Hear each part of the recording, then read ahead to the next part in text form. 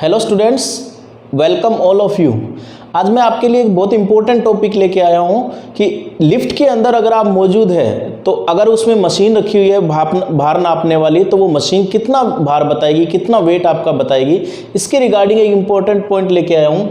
सबसे पहला आता है कि टॉपिक अपना है कि लिफ्ट में वस्तु का आभासी भार कितना होगा। उसके लिए अपने को ये पता होना चाहिए कि किसी भी वस्तु का भार कितना होता है। उसका जनरल फॉर्मूला वो होता है भार का m/g। ये इसका वास्तविक भार कहलाता है, जहां पर m है द्रव्यमान और g है गुरुत्वीय त्वरण। यानी किसी भी वस्तु का वास्तविक भार, इसका फॉर्मूला जिसको w से भी लिखा जाता है m/g, द्रव्यमान और गुरुत्वीय त्वरण का गुणनफल किसी वस्तु का वास्तविक भार कहलाता है। ठीक है, ये अपने पहले की वीडियो में भी देख चुके हैं। अगर आपने नहीं देखी है तो वहाँ जरूर देखें। द्रव्यमान और भार में क्या अंतर है ये मैंने बड़े अच्छे तरीके से एक्सप्लेन किया है, तो उस वीडियो को आप जरूर देखें। अब आता है कि वास्तविक भार किसी भी वस्तु का mg है।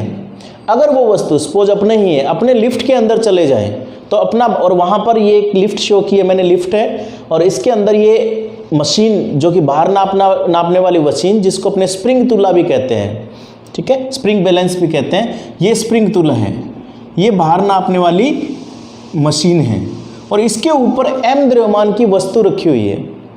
उसको यूं अज्यूम कर लो कि लिफ्ट के अंदर नीचे भार नापने वाली मशीन है और आप उसके ऊपर हो, आपका भार नापा जा रहा है, तो वो कितना होगा? जो लिफ्ट की मोशन में आएगा या लिफ्ट की स्थिति में आएगा वो आभासी भार होगा, या यूं कहें कि स्प्रिंग तुला जो भार नापेगी वो उसका आभासी भार होगा। एक्चुअल भार कितना है वस्तु का?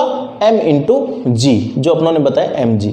अब अपने देखते हैं अलग अलग स्थिति में कि लिफ्ट किस दिशा में जा रही है, उसका त्वरण होगा नहीं होगा, तो भार वस्तु का कितना होगा। सबसे पहला केस लेते हैं अपने नंबर 1। यदि लिफ्ट, अगर अपने कहें कि ये लिफ्ट जो है वो स्थिर है, तो क्या हो? ये लिफ्ट है, ये स्थिर अवस्था में है, यानी इसका वेग कितना है? 0, और इस लिफ्ट का त्वरण भी 0। स्थिर अवस्था में इसका मतलब इसका खुद का त्वरण कितना है? 0 है। अपने न्यूटन की गति का तीसरा नियम पढ़ते हैं, एक्शन एंड रिएक्शन, क्रिया प्रतिक्रिया का नियम। इसका मतलब हर क्रिया की एक प्रतिक्रिया होती है। m द्रव्यमान की वस्तु है तो नीचे की तरफ भार लगेगा, वो कितना होगा? m/g। आप मान लो खड़े हो, जैसे मैं यहाँ अभी खड़ा हूँ, तो मेरा भार की direction towards the centre of earth, पृथ्वी के केंद्र की तरफ है और प्रतिक्रिया बल ऊपर की तरफ लग रहा है। इसका मतलब भार के विपरीत दिशा में प्रतिक्रिया बल लगेगा, जिसको अपने r से डिनोट करते हैं। रिएक्शन फोर्स, प्रतिक्रिया बल को मैंने यहाँ r से डिनोट किया है। एक्चुअल में जो भार नापने वाली मशीन है वो किसको मेजर करती है? इस प्रतिक्रिया बल को ही मेजर करती है। आपने देखा होगा अंतरिक्ष यान में, कई बार पिक्चर वगैरह देखी होगी आपने, अंतरिक्ष यान में आपने देखा होगा कि जो अंतरिक्ष यात्री है वो इधर उधर मोशन करते हैं, मतलब उड़ते रहते हैं, आप यूं कहो। उसका कारण क्या है? प्रतिक्रिया बल का मान वहाँ 0 होता है। ध्यान रखना, ये एग्जाम में बहुत बार पूछते हैं, जो कॉम्पिटिटिव एग्जाम है, कि प्रतिक्रिया अंतरिक्ष यान में प्रतिक्रिया बल का मान कितना होगा? 0 होगा। इसको भारहीनता की स्थिति भी अपने कहते हैं। तो प्रतिक्रिया बल ही एक्चुअल में आभासी भार, प्रतिक्रिया बल के रूप में उसको नापा जाता है।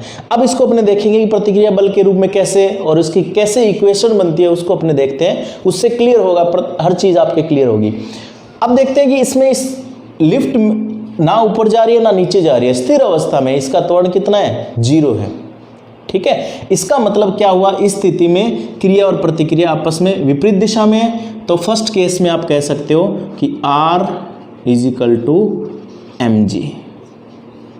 ठीक है, क्योंकि और कोई त्वरण है ही नहीं और कोई बल भी नहीं लग रहा। आप कहो mg नीचे की तरफ लग रहा है और r ऊपर की तरफ, और स्थिर अवस्था में रुकी हुई है, तो r कितना हो जाएगा? इधर एक ही बल है, क्लियर है, इस दिशा में एक ही फोर्स लग रहा है, r mg। तो प्रतिक्रिया बल का मान, प्रतिक्रिया बल को ही क्या कहते हैं अपने? आभासी बल। यहां पर प्रतिक्रिया, इस केस की बात करें तो प्रतिक्रिया बल का मान mg है। इसका मतलब इस स्थिति में कि वस्तु का वास्तविक भार और आभासी भार में क्या रिलेशन होगा? वो बराबर होंगे। अगर लिफ्ट रुकी हुई है तो उस स्थिति में वस्तु का वास्तविक भार और आभासी भार हमेशा समान होंगे। यह है पहली स्थिति। दूसरी स्थिति, आई होप ये क्लियर होगा आपके, r = mg। ठीक है। दूसरी स्थिति क्या हो सकती है, दूसरी स्थिति में अपने कहते हैं कि इसका वेग नियत है, वेग नियत है, दोनों डायरेक्शन में पॉसिबल है कि ऊपर भी जा रही हो या नीचे भी जा रही हो, ठीक है ना, ऊपर जा रही हो या नीचे जा रही हो। उस स्थिति में आप देखोगे कि यहां पर त्वरण का मान, जब वेग नियत हो तो त्वरण का मान 0 हो। अगर किसी वस्तु का वेग समय के साथ परिवर्तित ना हो या नियत हो तो उस स्थिति में त्वरण हमेशा 0 होता है। तो सेकंड केस अपने अगर इसको देखें, यदि लिफ्ट नियत वेग से गतिशील हो, ठीक है ना, इसको अपने कह देते हैं लिफ्ट का वेग v इक्वल टू कॉन्स्टेंट या कह लो नियत, वेग नियत है, त्वरण फिर से 0 होगा। ये पूरी कहानी त्वरण की एक्सीलरेशन की है, यहाँ त्वरण फिर से 0 है। तो इस स्थिति में भी क्या होगा, r equal to m g, क्योंकि त्वरण नहीं लग रहा है कहीं भी, अपने को देखना है त्वरण कहाँ लग रहा है, वो थर्ड फोर्थ केस में अपने देखेंगे। तो इस स्थिति में भी क्या कहेंगे अपने कि r equal to m g, क्योंकि और कहीं त्वरण है ही नहीं, मोशन जरूर है इसकी लेकिन त्वरण नहीं लग रहा है। तीसरी स्थिति देखते हैं, यदि लिफ्ट ऊपर की तरफ जा रही है, ये अपने अज्यूम करते हैं लिफ्ट ऊपर जा रही है और लिफ्ट का त्वरण कितना है, a, लिफ्ट का त्वरण है वो a है।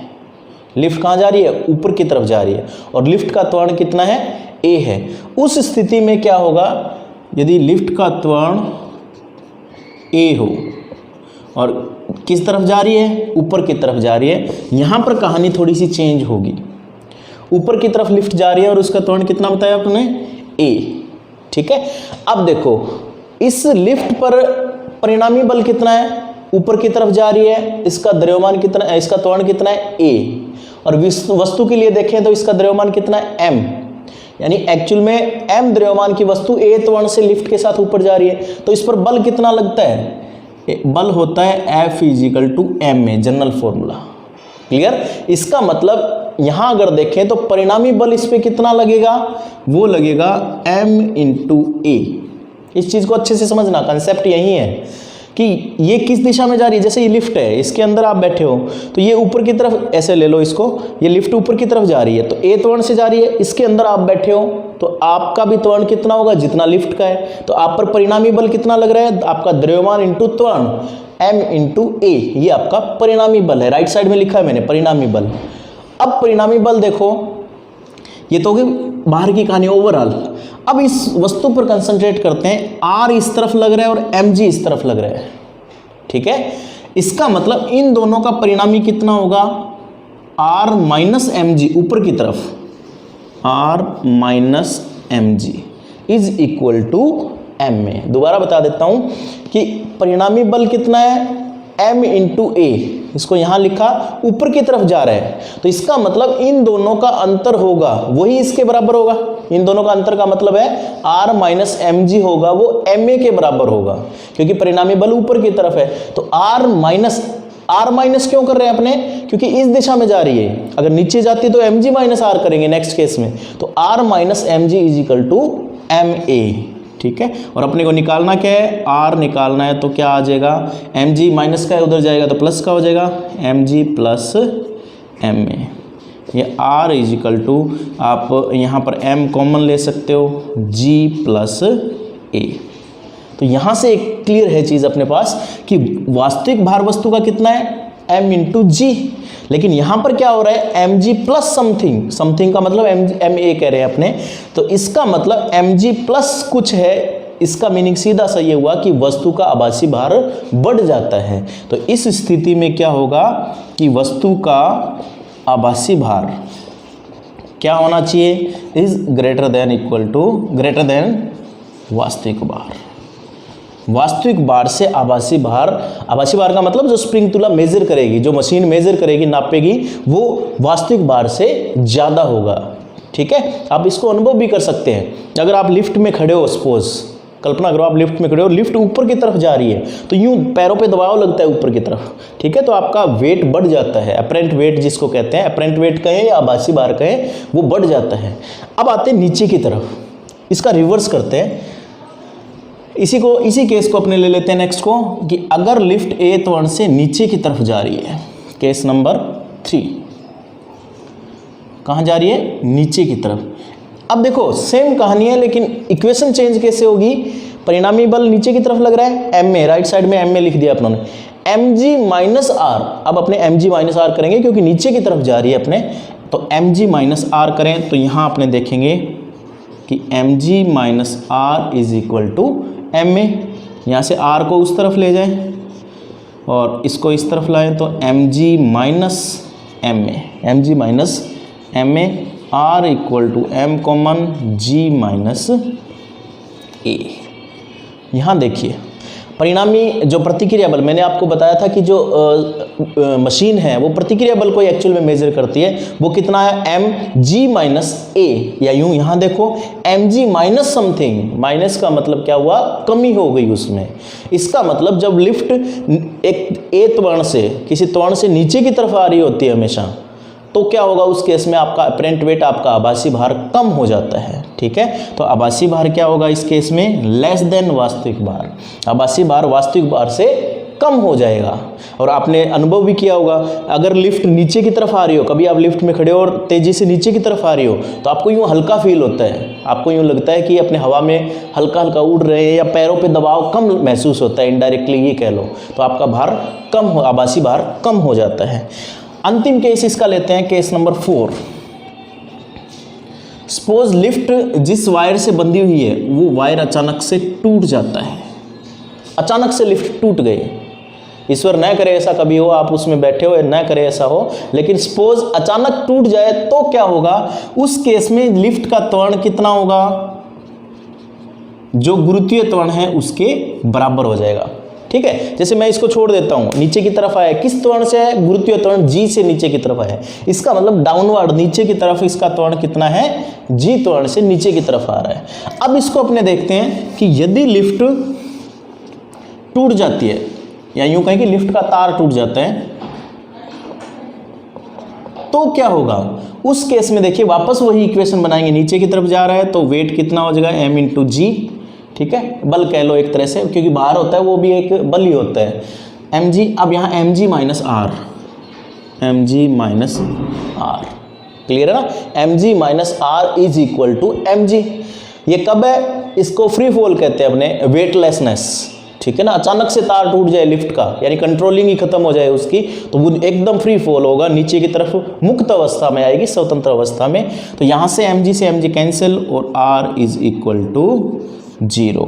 इसका मतलब क्या हुआ, इस केस में आभासी भार का मान कितना हो जाएगा, इज इक्वल टू 0।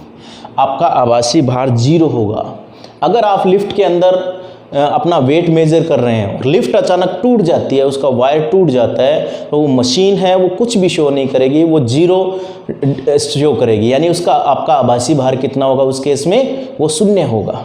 तो बहुत इंपॉर्टेंट ये एक तरह से आर्टिकल है, बहुत छोटा आर्टिकल लेकिन इंपॉर्टेंट है। अब मैं इसको कंक्लूड करता हूँ कि अगर आप एक लिफ्ट में हो और लिफ्ट रुकी हुई है, तो आपका वास्तविक भार और आभासी भार हमेशा समान होगा, फर्स्ट केस। सेकंड अपनों ने कहा था, अगर आप नियत वेग से लिफ्ट ऊपर या नीचे जा रही है, तो उस स्थिति में भी चूंकि लिफ्ट का त्वरण, नेट त्वरण 0 है, नियत त्वरण एक तरह से नियत वेग है तो त्वरण 0, उस केस में भी r इक्वल टू mg, यानी आपका वास्तविक भार और आभासी भार समान होगा, सेकंड केस।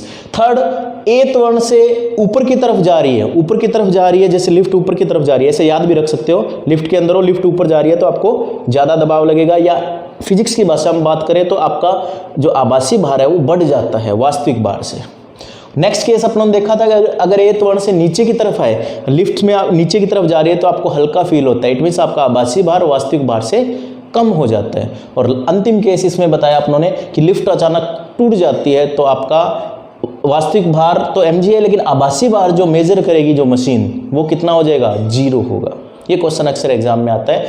आपने देखा होगा कई बार फेयर में जाते हो, आप मेले में जाते हो, इस तरह से राउंड वाला झूला होता है, यहाँ ट्रॉली लगी होती है कई सारी, इस तरह से ट्रॉली, किसी भी ट्रॉली में आप बैठे होंगे, राउंड वाले जो मेले में जाते हो झूले में, इस झूले में बैठे हो आप, अगर वो झूला ऊपर की तरफ जाता है इस तरह से रोटेट करता हुआ, कभी नोट करना आप, नेक्स्ट टाइम जरूर करना, अगर वो ऊपर की तरफ जा रहा है तो आपको यूँ लगता है कि नीचे से दबाव लग रहा है, और जब ऊपर से नीचे की तरफ आता है तो आपको यूँ हल्का फील होता है कि जैसे हम हवा में उड़ रहे हैं।